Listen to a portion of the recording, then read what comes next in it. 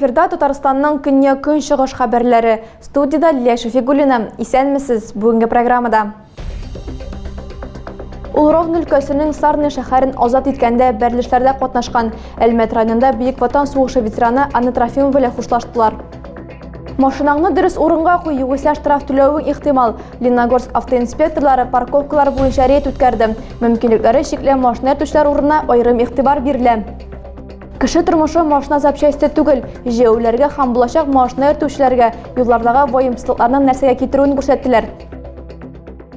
99 яшендә ветеран Анна Трофимова вафат булды. Бөек Ватан сугышы чорында ул зенит артиллерия полкында хезмәт иткән, соңрак разведчик вазифасын үтәгән. Анна Васильевна Ровно өлкәсенең Сарны шәһәрен азат иткәндә сугышчан хәрәкәтләрдә катнашкан. Ветеран белән хушлашырга Тихоновканың башкарма комитеты, ветераннар советы вәкилләре һәм якыннары җыелды. Когда вспоминали о ее молодости, и мы завидовали тому, что вроде такая кроткая, маленькая девушка, а была стрелком. 1943 елның майында көчле характерлы нәфис кыз үз теләге белән армиягә языла.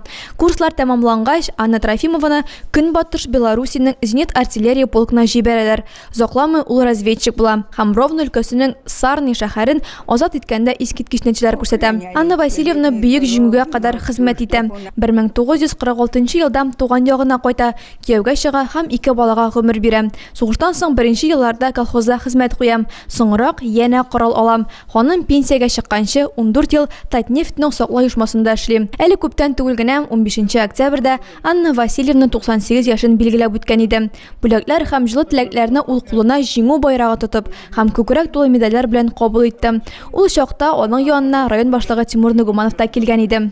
Как дела? Дела как? Здоровье как? У меня всегда хорошо дело. Ветеран 100 еллык юбилейны да кунаклар чакырды. Ләкин кызганычка каршы язмыштан качып булмый. 99 яшендә Анна Трофимованың гомере өзелде.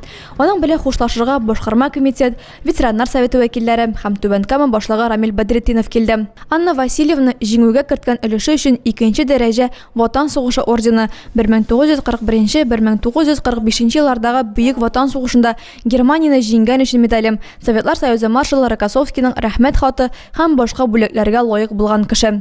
Бүгенге көндә Әлмәттә 18 ветеран яши, тагын 2се авылларда гомер кичерә. Шимбә көнне Озанкайда яшәүче 2 кеше сөрем исеннән агуланган. Фаҗига Болгар урамындагы бер йортның фатирында теркәлгән. 38 яшьле хатын-кыз һәм аның 19 яшьле кызы үзләрен начар хис итә башлагач, ярдәм сорап табибларга мөрәҗәгать иткән. Ак халатлылар әни кешене уртача авыр хәлдә хастаханәгә салган, кызны кайтарып җибәргәннәр. Әлеге факт буенча прокурор тикшерү башланды. Вакыйганың сәбәпләре һәм шартлары ачыклана. Узган елларда Әлмәт районында 2 янгын теркәлгән. Шимбә көнне 19 ноябрьдә Түбән Мактамада Әхмәтов урамындагы шәхси муенчага ут капкан. Фаҗига нәтиҗәсендә ялкын түшәм каплавына зыян китергән. Янгынның мәйданы 2 квадрат метр тәшкил итә. Үлүчеләр һәм зыян күрүчеләр юк. Шундый ук очрак 20 ноябрьдә якшәмбе төнендә Тихоновкада да теркәлгән. Янгын Речная урамындагы шәхси муенчада чыккан. Ялкын 18 квадрат метр мәйданны камап алган. Эчке диварлар һәм түшәмгә зыян килгән. Янгын нәтиҗәсендә беркем дә зыян күрмәгән.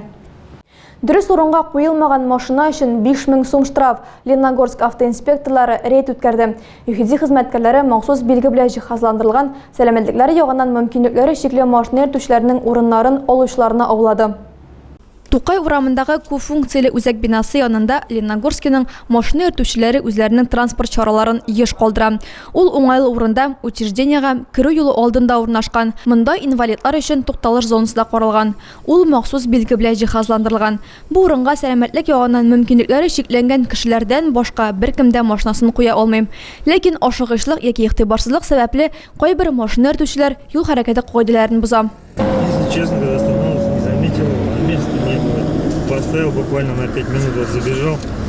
Смотрите. Тут приехали вы. Первая галочка. Довожу вам статью 51. Никто не обязан просить самого своего супруга, круг которой определяется федеральным законом. Понятно. С данным постановлением вы согласны у нас? Ты согласен? Конечно, согласен. Виноват, признаюсь. Инвалид билгесе астында машина кую инвалид кешеләрнең хукукларын бузу дигән сүз. Аларга сәламәт кешеләргә караганда хәрәкәт итү күпкә авыррак. Шуңа күрә иҗтимагый әһәмияткә ия объектлар янында инвалидлар өчен махсус парковка урыннары җиһазландырыла. Әлеге кагыйдәне бузган өчен машина итүчеләргә административ җаваплылык яный. Штраф 5000 сум, кесәгә шактый суарга мөмкин. Гомумән машинасыз да калу ихтимал. Рейд вакытында 3 административ беркетмә төзелде. Юлларда һәм машина кую урыннарында әдәплелек турында ЮХИДИ хезмәткәрләре даими рәвештә искә төшереп торачак. Без иминлек яклы, яшь юл хәрәкәте инспекторлары әлеге девизны һәркем өчен уртак булуын телим. Бөтен дөньяда юл транспорт хәрәкәтләре корбаннарын искә алу көне 20 ноябрьдә билгеләп үтелә. Юл хәрәкәте иминлеге белгечләре һәм автоинспекторлар әлеге көнгә багышлап гадәттәгечә яшьләр үзәгендә акция уздырды. Ел башыннан Әлмәт районы юлларында 19 кеше үлгән һәм 120се зыян күргән. 150 студент һәм мәктәп укучысына әнә шундый куркыныч саннар китерелде. Это неправильно торопиться куда-то. Нужно успеть куда-то, нужно доехать. Андрей Смоленков эвакуаторда ашыгыч хезмәтләр белән бергә һәлакәтләр урынына беренчеләрдән булып килә. Аның шәхси статистикасы буенча алдагы елларда юл транспорт һәлакәтләре күбрәк булган. Иратка елына 100 тапкырга кадәр авариягә юлыккан машиналарны алып китәргә туры килгән. Мондый мизгелләрдә ул беренче чиратта үз балалары турында уйлый. Хочется, чтобы и... Безнең балалар да игътибарлы булсын иде. Без бит үз сабыйларыбыз турында көн сайын уйлыйбыз. Думаем в первую очередь о наших детях. Яшьләр үзәгендә юл хәрәкәте иминлеге белгечләре укучы һәм студентларга иң гади кагыйдәләрне искә төшерә. Аларның күбесе киләчәктә машина итүчеләр булачак. Автоинспекторлар балаларның игътибарын шуңа җәлеп итә. Күп кенә аварияләр үз-үзенә шиктән тыш ышанган һәм тәҗрибәсез автомобильчеләр тарафыннан ясала. Бу очракта да шулай. Лада йөртүче руль артына 1 ел элек кенә утырган. Ул кар явып торган һава торышында трассага тузган резина белән чыккан. Өстәвенә зур тизлектә хәрәкәт иткән. Нәтиҗәдә машина йөртүче дә, аның пассажиры да җан биргән. ДТП происходит как и в городской черте, так и... Аварияләр шәһәр эчендә дә, төбәк һәм федераль юлларда да теркәлә. Ләкин иң авыр нәтиҗәләр торак пункт булмаган җирләрдә күзәтелә. Все-таки вне пределов населенного пункта. Әлмәттә үлемгә китергән аварияләрнең күпчелеге яңа ел каникулларына туры килде. 2005 елда Берләшкән Милләтләр Оешмасы юл транспорт һәлакәтләре корбаннарын искә алу көнен гамәлгә кертә. Ул ноябрьнең 3 якшәмбесендә билгеләп үтелә.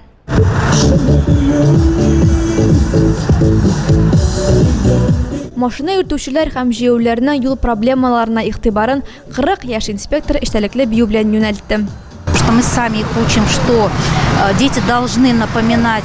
Без аларны үзебез дә юл йөрү кагыйдәләрен машинага утыргач та искә төшерергә, әти-әниләренә игътибарлы булырга, иминлек каешларын эләктергә кирәк дип өйрәтәбез.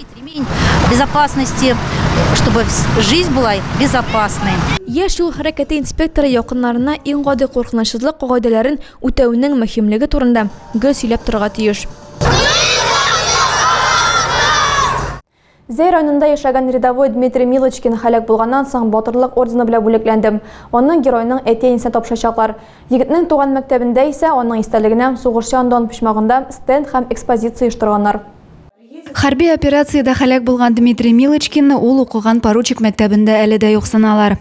Класс җитәкчесе Рәмзия Рәҗәпова Диманы дәрес вакытында һәрвакыт алгы рәтләргә утырып, күбрәк белергә омтыла торган ачык йөзле итеп искә ала. Мәктәптә Дмитрий Милочкин истәлегенә стенд та булдырылган. Фотографияләрдә бәхетле балачак, гаиләсе белән булган матур мизгелләр сурәтләнгән. Мәктәп музеенда таныкчы булып хезмәт иткән укучылары истәлегенә хәтер почмагы ясалган. Милочкин Дима безнең мәктәпкә 1-нче сыйныфка килде. Мин аны 5-тән 9-нчы сыйныфларда татар теле укыттым. Ул бик тыйнак, тәртипле, дусларына һәрвакыт булыша иде. Бездә укыганда ул спорт белән шөгыльләнде, спортны бик яратты. Дмитрий Милочкин поручик мәктәбенең 9-нчы сыйныфын, аннары Чаллы шәһәренең Кама төзелеш колледжын тәмамлый. 2019 елда хәрби хезмәткә алына. 1 еллык хәрби бурычын үтәгәч, контракт килешүе буенча хезмәтен Сахалин өлкәсендә дәвам итәргә була. Февраль аенда Украинада хәрби операцияләр башлангач, шунда җибәрелә. Хәрби бурычын үтәгәндә күрсәткән батырлыгы өчен рядовой Дмитрий Милочкин һәлак булганнан соң батырлык ордены белән бүләкләнә. Тиздән аны әти-әнисенә тапшырачаклар. Адилә Бирханова, Александр Тимофеев, Максим Майоров, Көньяк-Көнчыгыш хәбәрләре. Тағы да күбрәк яңалыклар һәм тапшырулар белән безнең рәсми сайтыбызда таныша аласыз. Без социаль челтәрләрдә бар, хәбәрләр юлагыз. Бүгенгә менә шулар, мин сезнең белән саубуллашам, исән-имин булыгыз.